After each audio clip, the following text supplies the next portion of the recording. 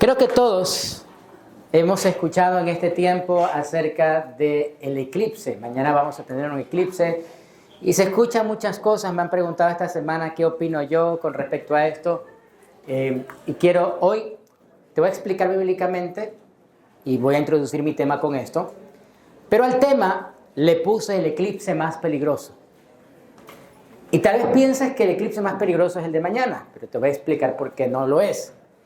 Un eclipse es un evento astronómico que sucede cuando la luna y el sol y la tierra se alinean y provocan una sombra sobre la tierra, que en este caso es dado porque la luna está frente al sol y vamos a ver el día de mañana por unas horas o por un tiempo que la luz del sol no está aquí en nuestro planeta porque pues la luna lo está cubriendo. Y a pesar de que muchos están buscando un texto bíblico que se asocie para saber si mañana van a ocurrir cosas difíciles, cosas complicadas. Bueno, yo quiero explicarles algo. ¿Quiénes levanten su mano, en el año 2000 tenían más de 15 o 16 años? A ver si no estoy solo. Los que del año 2000 estábamos ya con 15 años para arriba. Ahí no sean algunos, no me hagan sentir mal, que algunos yo sé que ya no solo tenían 15 años, tenían como 20. A ver, levanten la mano los que estuvimos en el año 2000 con más de 15 años de edad. Bueno, ya, ahora sí ya se animaron. Ustedes se recordarán que en esa época decían que el mundo se iba a acabar, que esa fecha las máquinas iban a colapsar, los satélites se iban a caer, que iban a pasar cosas impresionantes, que, bueno, hablaban de un apocalipsis, ¿no? Se hablaba de que todo iba a cambiar, que iba a empezar una nueva era para la humanidad. Y yo recuerdo que había gente que salía a las calles en histeria colectiva y no, y el mundo se va a acabar, y va a pasar algo. ¿Sabes qué? Llegó el año 2000 y no pasó nada. No pasó nada. Y así a lo largo de los años se han buscado fechas especiales donde supuestamente van a pasar situaciones catastróficas. Y algunos hasta buscan textos, y los que les gusta estudiar la Biblia desde el punto de vista de los hechos del porvenir, desde el punto de vista no solo apologético, sino que se proyectan a lo que viene. Quiero explicarles un poquito lo que dice el libro de Joel. Por ejemplo, Joel es un libro profético que habla acerca de los hechos que van a venir cuando él se refiere al día del Señor, se refiere a la segunda venida de Cristo. En Joel capítulo 2 dice: den la alarma en mi monte santo, que todos tiemblen de miedo, porque está cerca el día del Señor. Es un día de oscuridad y penumbra, un día de nubes densas y sombras profundas. De repente, como el amanecer se extiende sobre las montañas, aparece un ejército grande y poderoso. Nunca antes se había visto algo semejante, ni volverá a verse jamás. La tierra tiembla mientras avanzan y los cielos se estremecen.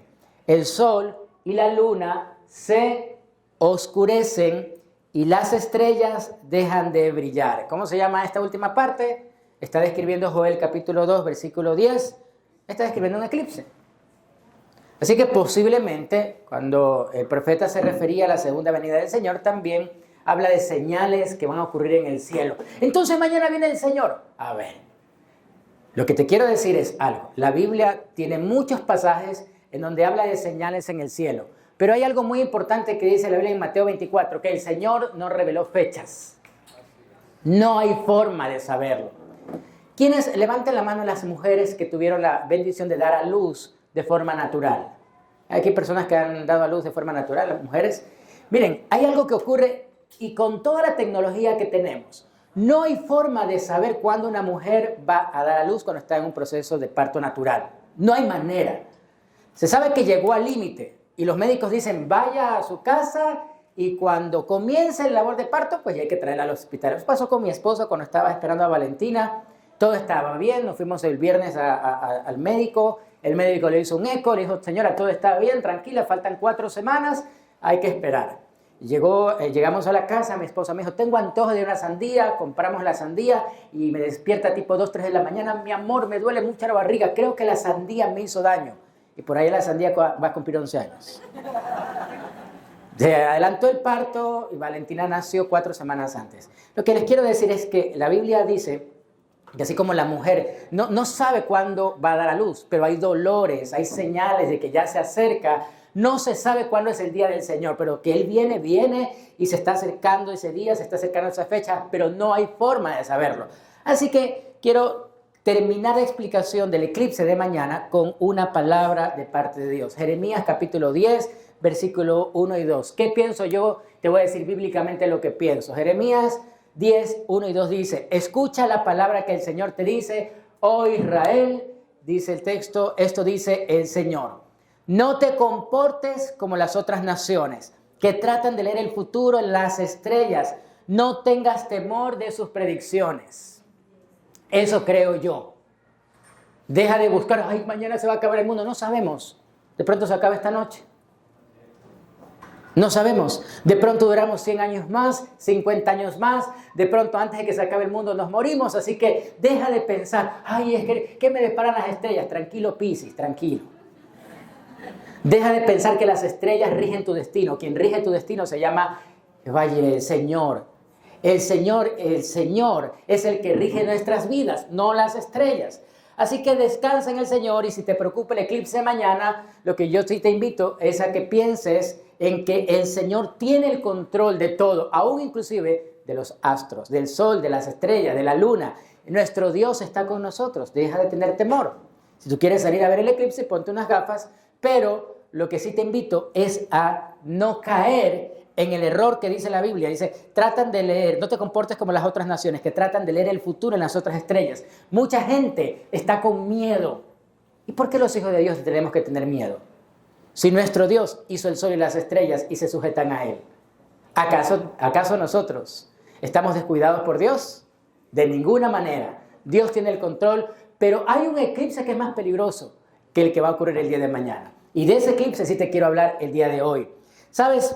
Como un eclipse es un evento que deja en oscuridad la tierra, hay un eclipse que yo le llamo el eclipse espiritual. Y ese es el eclipse más peligroso, cuando un cristiano queda en tinieblas. ¿Me pueden apagar un ratito las luces, por favor? Todas las luces. Cuando un cristiano queda completamente en la oscuridad, sí, todas, la de la cafetería también.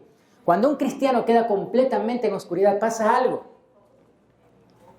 Nos perdemos, no sabemos dónde estamos. Podemos nosotros caminar, pero nos vamos a tropezar. Y ese sí es el eclipse más peligroso del cual te quiero hablar. Así que quiero pedirte que mires a la persona que está a tu lado y dile, tenemos que aprender a caminar en la luz de Jesús. Ahora sí prenden las luces.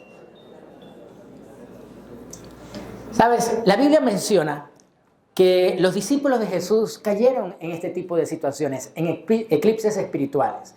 Y uno de ellos fue el apóstol Pedro. La Biblia menciona que el ministerio de Jesús estaba en su apogeo, en el mejor momento. Multitudes seguían al Señor, mucha gente estaba con Cristo, mucha gente seguía a Jesús, mucha gente estaba siendo sanada por el Maestro, pero de repente el Señor comienza a enseñarles de que Él iba a morir en la cruz, de que venía un momento para su vida y para su ministerio en donde las cosas iban a cambiar. Y Pedrito, que siempre emocionalista, como muchos discípulos, de esos que tú ves que saltan para las que sea, Señor, pero a la hora, Pedro, en su emoción, comienza a hablar con Jesús de una forma indebida. Y mira lo que dice en el versículo 22 de Mateo 16. Dice, Pedro lo llevó aparte y comenzó a reprenderlo por decir semejantes cosas. Dios nos libre, Señor, dijo, eso jamás te sucederá a ti. Pedro reprende a Jesús. Imagínate ese momento donde Pedro comienza a decir, Señor, ¿cómo se te ocurre? Imposible, eso no te puede pasar. No puede ser, Señor. Deja de hablar así. Y mira lo que le dijo Jesús. Jesús se dirigió a Pedro y le dijo, aléjate de mí, Satanás. Representas una trampa peligrosa para mí. Ves las cosas solamente desde el punto de vista humano y no desde el punto de vista de Dios. Imagínate qué bonito que le dijo el Señor Jesús. Aléjate de mí, Satanás. Mira que en medio de todo esto, yo saco una buena enseñanza, aparte del tema, ¿no? Que Jesús tenía un trato firme, amoroso, pero también determinante con sus discípulos. Y eso es algo que yo creo que debemos de apreciar, porque hoy en día A veces los discípulos se enojan cuando uno les dice una palabra confrontativa. Y un discípulo de Jesús tiene que entender que hay momentos en donde uno tiene que hablarle con firmeza, con la firmeza y el amor de un padre o una madre. Pero voy al tema. Dice la Biblia que Jesús le dijo, aléjate de mí, Satanás. Oiga, qué feo que le dijo, pero era necesario. ¿Qué quiero explicarte hoy? Quiero hoy pedirte que revises si tal vez en tu vida está pasando lo mismo que a Pedro. Estás pasando por un eclipse espiritual y tu visión está cegada. ¿Cómo podemos saberlo? Te voy a dar 3 puntos rápidos. Primero, estás en un eclipse espiritual cuando careces de discernimiento. Es decir, no distingues entre lo bueno y lo malo. Cuando tu visión está nublada, dice la Biblia en 1 Corintios 2:14, el hombre natural no percibe las cosas que son del Espíritu de Dios, porque para él son locura y no las puede entender porque se han de discernir espiritualmente. Hay cosas que no las vamos a entender hasta que las vivimos. No sé si hay personas aquí, si las hay, pueden levantar su mano un momento, que en algún momento de la oración, ya sea lo que vivimos hace un momento en el tiempo de clamor, en el tiempo de la adoración, o en un tiempo de clamor, o en cualquier momento de tu vida cristiana, ¿te ha pasado que sientes conmovido tu corazón por el Señor y te dan ganas de llorar? Hay alguien aquí que siente ganas de llorar y comienza a hacerlo. Y que siente que algo lo conmueve tanto que no te importa que el resto te vea, pero lloras. ¿Hay aquí alguien así? A mí me ha pasado. No todos, no. Hay personas que no lloran. Hay personas que me pasaba al principio. Yo no quería que me vieran llorar y eso lo trasladé a mi vida cristiana. Así que yo muchas veces cuando había esos tiempos trataba de ocultar mis lágrimas. Me iba al baño y ahí lloraba, pero no me gustaba que la gente me viera llorar porque lo consideraba un sinónimo de debilidad. Pero luego entendí en Cristo que es normal. Es más, llega un momento en que no puedes contenerte y lloras como un niño. Pero ¿sabes por qué? Porque el amor de Jesús te conmueve. Amén. Ahora, sucede que una persona que no conoce del Señor te queda mirando y te dice, ¿y por qué llora ese loco? ¿Por qué está llorando? Porque me pasaba, yo decía, ¿pero por qué chilla? Yo siempre he visto sobre todo que las mujeres se conmueven más, ¿no? Yo a veces veía, me acuerdo que había una señora en la iglesia donde yo estaba que siempre lloraba y decía, ¿pero cómo llora esa vieja? ¿De dónde le salen tantas lágrimas? Pero no entendía porque él era un hombre natural, no tenía a Cristo en mi corazón, entonces juzgaba a las personas. Las personas que no conocen del Señor, que no tienen al Espíritu Santo, no van a entender ciertas cosas. Por ejemplo, no van a entender los tiempos de unción, que hay momentos donde estamos orando y de pronto alguien te toca y sientes que te debilitas y muchas veces te caes. Yo no entendía, me parecía eso a mí algo absurdo. Pero cuando lo experimenté, cuando un día en un tiempo de oración alguien me tocó y sentí debilidad y me caí, yo ahí comencé a comprender lo que es la unción. Pero claro, hay personas que no lo han vivido, así que no lo van a entender. Sobre todo aquellas personas que no conocen del Señor. No mucha gente entiende por qué venimos un domingo a la iglesia. Pero ¿por qué vas a la iglesia? Mejor quédate descansando. La gente natural no entiende por qué tú das un diezmo o una ofrenda. No van a entender porque dice la Biblia, no tienen discernimiento entre lo bueno y lo malo. Lo ven en un plano terrenal y no en lo celestial. Solo piensan en el aquí y en el ahora. Son algunos puntos que te invito a que los contemples porque puedes estar pasando por un eclipse espiritual. También hay un punto importante. Cuando en tu vida gana tu antigua naturaleza. Hay algo muy importante. Todos tenemos una vieja naturaleza pecaminosa, dice la Biblia. Y siempre me gusta contar esta historia de un hombre que tenía 2 perros, un perro blanco y un perro negro, y eran perros de pelea. Los llevaba al lugar donde peleaban y siempre al que le apostaba, ese perro ganaba. Así que un día le preguntaron, ¿cómo sabe usted cuál va a ganar? Y él decía, bueno, les voy a contar mi secreto. Yo siempre preparo al perro ganador durante la semana. ¿Y cómo le hace? Bueno, yo cojo y alimento al que quiero que gane, lo alimento muy bien, y al que quiero que pierda, le doy de comer poco. Llega el día de la pelea y el que comió poco está débil. Pregunta, ¿a quién le das de comer? ¿A tu carne o al espíritu? Cuando me refiero a la carne no me refiero a la comida física, me refiero a la espiritual. ¿Cómo le damos de comer al espíritu? La palabra de Dios. La palabra de Dios es lo que alimenta nuestro espíritu. Dice Romanos 7:15, realmente no me entiendo a mí mismo. ¿Alguien alguna vez ha pasado por esto que no se entiende? Ay, no sé qué me pasa, no sé, pues no me entiendo. ¿Hay días así, sí o no? ¿Sí o no? Ay, no me entiendo. O uno le pregunta a la esposa, ¿qué te pasa? Nada. No sé, no pasa nada, pero algo pasa.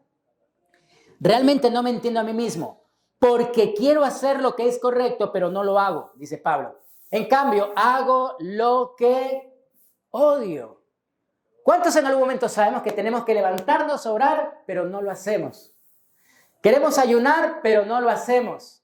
Queremos hacer algo que es espiritual, pero no lo hacemos. ¿Te ha pasado? ¿Sabes? A Pablo le pasaba que quería hacer algo y no lo hacía. Pero ¿sabes por qué ocurre esto? Porque dice la Escritura que hay momentos donde la carne puede más que el espíritu. Eso es un sinónimo, eso es lo que está pasando en un eclipse espiritual. Tu espíritu se está opacando porque no le estás dando de comer a tu área espiritual. Y por último, una forma como puedes saber si estás pasando por un eclipse es cuando prefieres los placeres terrenales antes que los espirituales. Prefiero gastarme mis propios gustos antes que hará la obra del Señor. Prefiero un viaje antes que venir a la reunión. Prefiero de pronto dormir un poco más antes que encontrarme con el Señor. Así que si te ha pasado, yo quiero pedirte que mires a tu vecino y dile, vamos a salir de este eclipse espiritual. Vamos a hacer este eclipse espiritual. Todos podemos entrar en un eclipse espiritual. Son momentos en donde estamos en oscuridad a pesar de ser discípulos de Jesús.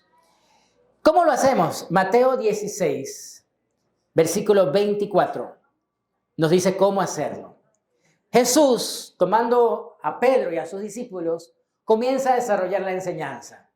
Jesús le dijo a sus discípulos, si alguno de ustedes quiere ser mi seguidor, entre paréntesis, mi discípulo, tiene que abandonar su propia manera de vivir, tomar su cruz y seguirme. Lo primero que debes de hacer para salir de un eclipse espiritual es convertirte en un discípulo de Jesús. Tomar la decisión de convertirte en alguien que sigue a tu maestro. Un discípulo es alguien que sigue, que busca ser como su maestro. Yo te pregunto, ¿a quién quieres parecerte tú? Muchos buscan parecerse a un personaje, a un líder. Todos admiramos a personas. Todos admiramos a un papá, a una mamá, a un maestro, a un pastor. Pero yo quiero invitarte que nuestros ojos estén puestos en Jesús. A Él debemos de buscar parecernos. Y hay algo bien interesante cuando el Señor les dice, toma su cruz. Si alguien quiere ser mi seguidor, mi discípulo, tome su cruz ¿y qué? Ahora, ¿qué es la cruz? Pensemos un momento en el pasaje. Todavía Jesús no había sido crucificado. Para nosotros la cruz en este momento representa la cruz donde fue crucificado Cristo. De hecho, para ti, para mí, la cruz significa algo bueno. ¿Por qué? Porque significa redención, salvación.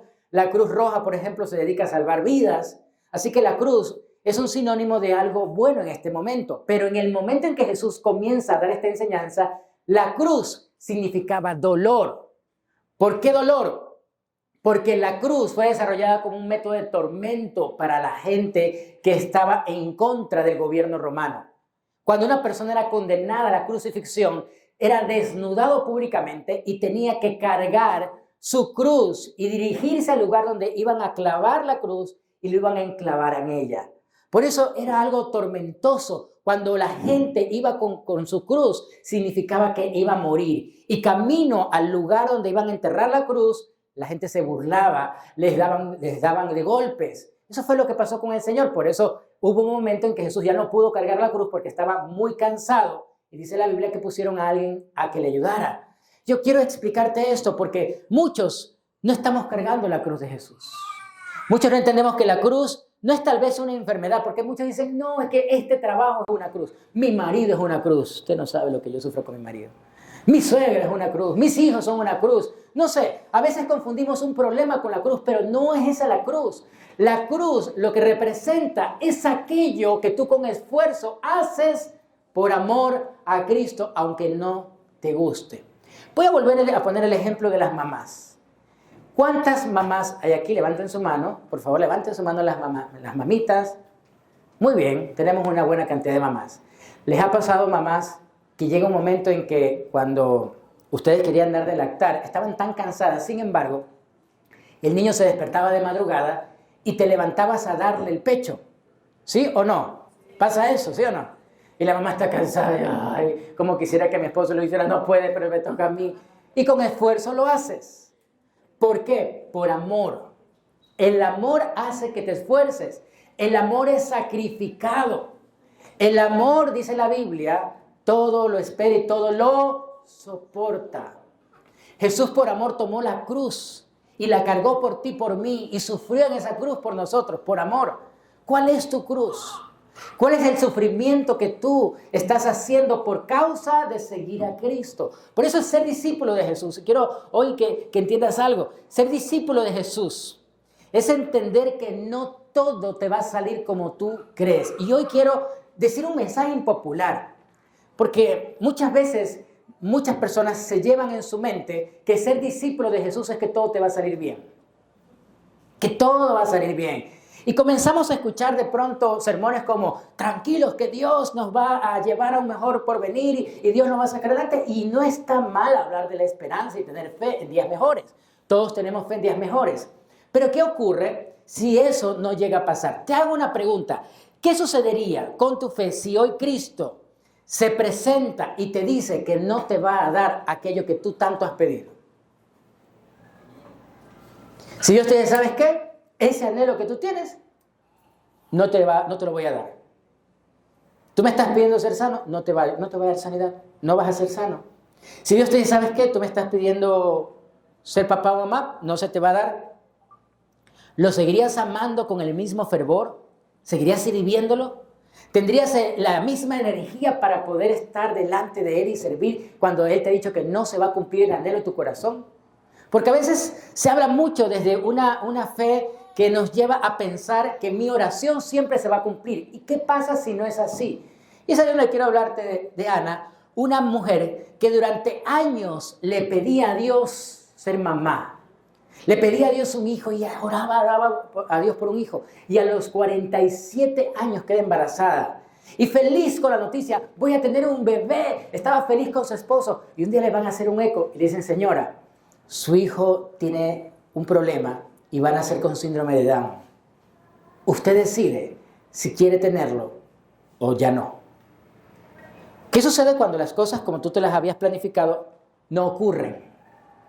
¿Qué decisión tomarías? Así que la mujer de esta historia, Ana, decidió contra todo pronóstico tener su hijo. Y efectivamente nació el niño con síndrome de Down. A pesar de que ella oró, era una mujer de Dios, una mujer ferviente, oró y el niño nació con síndrome de Down. Pero ¿sabes qué? Las bendiciones muchas veces vienen con un empaque diferente al que tú pensabas. Y hoy Ana disfruta de su hijo, que ya tiene 28 años, es un profesional y es un niño maravilloso, es un hombre maravilloso. A pesar de su condición, es un niño o es un hombre que tiene una fe inquebrantable. Es que muchas veces Dios no nos va a cumplir los anhelos del corazón o los deseos. Y tenemos que prepararnos. Yo creo que yo estoy en contra de ese evangelio que se predica en muchos lugares donde dice, pacte con Dios y vea, y si usted hace esto, Dios le va a dar algo acá. Y pare de sufrir, hermano. Yo quiero decirte la verdad, es que no siempre se va a dar las cosas como tú pensabas. Hay momentos donde las cosas salen diferentes, contrarias a lo que uno hubiera querido. Sin embargo, eso no quiere decir que Dios no esté actuando. Lucas 9:57 dice la Biblia que mientras caminaban, alguien le dijo a Jesús, te seguiré a cualquier lugar que vayas. Es la emocionalidad, ¿no? Te seguiré a donde tú quieras, Señor, lo que tú digas. Mira lo que le respondió Jesús. Los zorros tienen cuevas donde vivir y los pájaros tienen nidos, pero el Hijo del Hombre no tiene ni siquiera un lugar donde recostar la cabeza. Yo creo que este personaje de la historia debió pensar que Jesús le iba a dar su casa, le iba a dar un lugar mejor donde vivir. Y sí, muchas veces nosotros seguimos a Cristo porque yo sé que Dios me va a bendecir y Dios me va a dar mucho más. Y entonces muchos hasta pactan con Dios y yo sé que si yo doy mi ofrenda, Dios me va a bendecir. Bájate de esa nube. No siempre es así. Te voy a decir la verdad. No siempre es así. ¿Sabes? Tú puedes dar hoy algo y tal vez no recibas multiplicado eso. Y eso te quita el amor a Dios. Porque eso significa que tú no estás siendo discípulo. Porque el discípulo da con amor. Yo lo entendí cuando fui papá. Cuando uno es papá o mamá, uno se da cuenta que los hijos son una bendición, pero ¿cuánto nos cuesta? ¿Sí o no? Vamos a cuantificar cuánto has invertido en tus hijos. Comencemos. Desde que nació, el hospital, los médicos, medicinas, ropa, comida. ¿Y cómo comen? Ahí tengo unos. ¿Cómo comen, Dios mío? Sí, comen más con agujero negro, definitivamente que sí. Más fácil es vestirlos que darles de comer. Comida, medicina, estudios, ¿sí o no? Viajes. O sea, si tú cuantificas, no tienes unos cuantos cientos de dólares, tienes miles de dólares invertidos en tus hijos, ¿o no? Pudieras haberte hecho una casa o varias casas con lo que invertiste en ellos. ¿Sí o no, papás?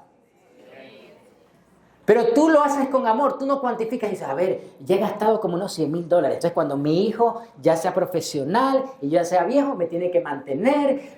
O sea, no pensamos los papás o mamás así. Gloria a Dios si nuestros hijos nos ayudan, pero un papá o una mamá simplemente da por amor. Sabe que el dar es algo natural, es una responsabilidad hecha con amor. Y lo hacemos sin esperar nada a cambio. Algún día, cuando ellos estén mejor, pues uno espera que le den la mano, pero no es un condicionante. Uno da por amor. ¿Es así o no, papás? Mamás. Así es. Cuando uno siente gratitud con Dios, uno da con amor porque Él me dio. No puedo condicionar el dar porque yo sé que Dios me va a dar mucho más. No, yo sé que Dios es fiel y bueno.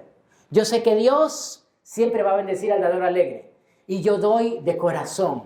Pero, ¿sabes? Yo tengo que pensar siempre en que Dios me dio primero a mí, así que ¿cómo yo le voy a negar algo a Él? Eso es todo. No estoy pensando en que yo voy a dar 100 para que Dios me dé 1000. Entonces no es piramidal.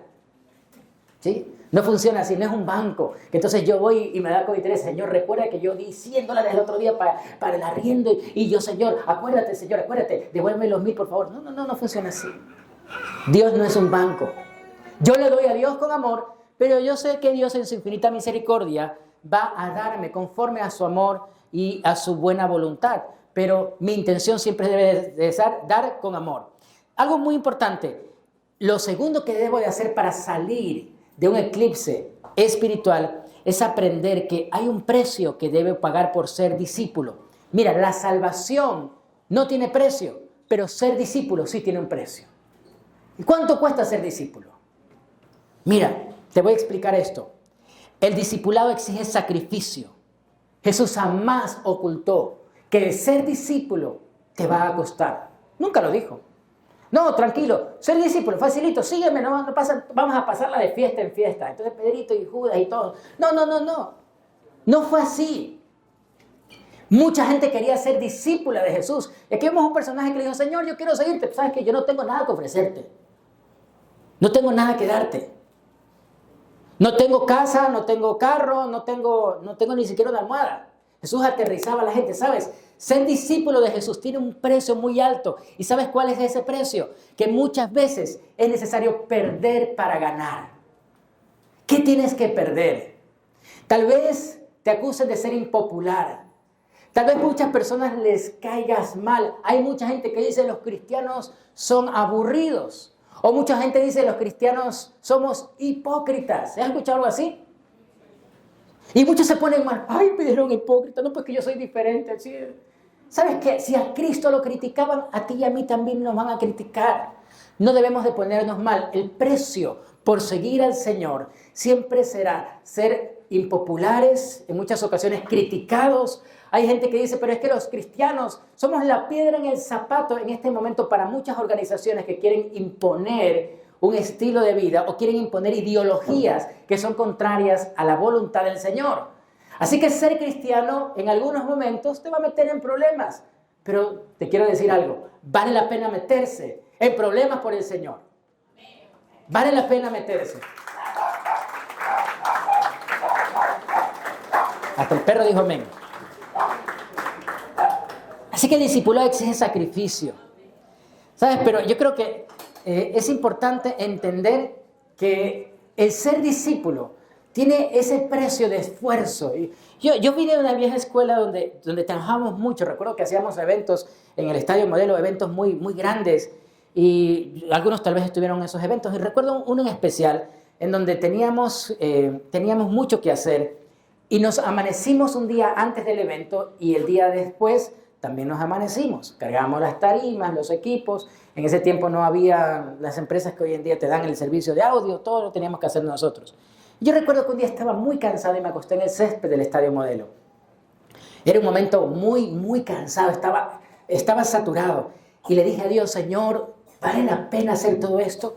Y yo recuerdo que en ese tiempo salió una canción de Marcos Witt que decía, el estadio está vacío, la multitud a casa se va, las luces se apagan y en silencio en el estadio está. De pronto me hago esta pregunta y Marcos Witt comenzaba a cantar y decía, ¿por qué lo hago? Y la canción decía, es por ti. Y te invito a que la escuches, es por ti, se llama de Marcos Witt. Y yo decía, es verdad, todo lo que hacemos, lo hacemos por Dios. Y luego de escuchar a mucha gente que había ido a ese evento y saber que han sido sanos y salvos por amor a Cristo, me di cuenta que valía la pena. ¿Cuál es el precio que estás pagando por ser discípulo? Muchas veces quieres ser discípulo, pero sin esforzarte, sin hacer absolutamente nada. Estamos en un momento donde la gente quiere seguir a Cristo, pero no pagar el precio de dejar algo o no quieren pagar el precio de tomar una cruz. Y es aquí donde quiero referirme al último punto. Si me ayudan con la música. 2 Corintios 5:17. Hay algo muy importante que uno debe de hacer para seguir a Cristo. Y es abandonar tu vieja manera de vivir. Dice 2 Corintios 5:17.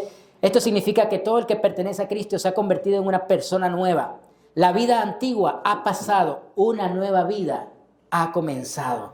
Hay cosas de nuestra vieja vida que deben de quedar atrás. Hay una canción muy bonita que se llama Te seguiré. ¿Se la han escuchado? Te seguiré. ¿Sí? Y habla acerca de seguir a Cristo. He decidido seguir a Cristo. Esta mujer dejó, o en la canción narra acerca de que hay cosas que debemos de dejar atrás. No vuelvo atrás. ¿A qué cosa de tu vida o qué cosas de tu vida has dejado atrás? Quisiera hoy preguntarte, ¿qué ha cambiado en tu vida desde que conociste a Jesús? ¿Cuál es el cambio que evidencia una conversión en tu vida? Si tú como cristiano te has acercado al Señor, pero no hay un cambio en tu vida anterior, mi querido hermano en la fe, mi querido amigo, mi querido hijo de Dios, tal vez no has entendido que cuando uno se encuentra con Cristo, algo cambia, algo tiene que cambiar. Por eso 2 Corintios dice que si alguno está en Cristo, nueva criatura es. Las cosas viejas, hay cosas viejas que deben de pasar. Ese mal carácter, ese mal humor, esa forma de dirigirte a los demás tan hiriente, áspera, debe de cambiar. Ese vicio que te tiene atrapado tiene que quedar atrás, porque si estás en Cristo, nueva criatura es. ¿Qué cosas han cambiado desde el momento en que te acercaste y te entregaste a Jesús? ¿Cómo era tu vieja vida? Puedes decirle a alguien cercano a ti, sabes, yo antes fumaba, yo antes tomaba, yo antes me drogaba, ahora estoy en Cristo y todavía lo hago, pero ahora ya no lo hago en la iglesia. O puedes decir, yo antes lo hacía, pero ya no, porque desde que conocí a Cristo, algo cambió. Ya el pecado no me sabe igual. Yo entendí que mi vieja vida era parte de mi historia pasada, pero en Cristo soy una persona diferente. Las cadenas se rompieron. Soy libre del alcoholismo, soy libre de la droga, soy libre de aquella situación que me tenía atrapado. Soy libre de problemas de identidad sexual, soy libre de todo eso. Cuando tú puedes decir esto, significa que has pagado el precio de ser discípulo de Cristo. Quiero concluir con esta historia, porque cuando uno no entiende la convicción de seguir a Cristo y no entiende lo que es ser discípulo, tal vez no tenemos una vida realmente desarrollada espiritualmente. Cuando Richard Grumban, en su bestseller autobiográfico Torturado por Cristo, describe una escena interesante. Los rusos ocuparon Rumania en 1944 y 2 soldados rusos irrumpieron en una iglesia cristiana, apuntando con sus armas a todos los presentes y gritaron: no creemos en su fe. A los que no renuncien de inmediato a ellas, les mataremos de un tiro ahora mismo. Así que los que renuncian a su fe, que pasen de este lado. Entonces inmediatamente muchos se movieron al lado donde ellos habían apuntado. Dijeron: ¿ustedes renuncian a su fe? Sí. Y solo un pequeño grupo se quedó del otro lado, del lado izquierdo. Les dijeron: tienen 2 minutos para abandonar el edificio. Y cuenta la historia que abandonaron el edificio, abandonaron la iglesia. Salieron huyendo literalmente a toda velocidad. Los soldados rusos, una vez que se quedaron solos con los pocos que estaban del otro lado, le dijeron al pastor: nosotros también somos seguidores de Cristo, pero queríamos fraternizar solo con aquellos que realmente estaban convencidos. Le dijeron: pastor, por favor, continúe la enseñanza. Necesitamos nutrirnos de la palabra de Dios. ¿Realmente estás dispuesto a morir por tu fe? Es más, quisiera preguntarte algo mucho más profundo. ¿Estás dispuesto a vivir por tu fe? Una vida diferente, una vida completamente entregada al Señor. Una vida como fiel seguidor y discípulo de Cristo. Y por eso, hoy yo quiero invitarte a que le digas: Señor, yo quiero ser un discípulo, no solo un seguidor. Yo quiero ser alguien que lo dé todo por amor y con amor a ti.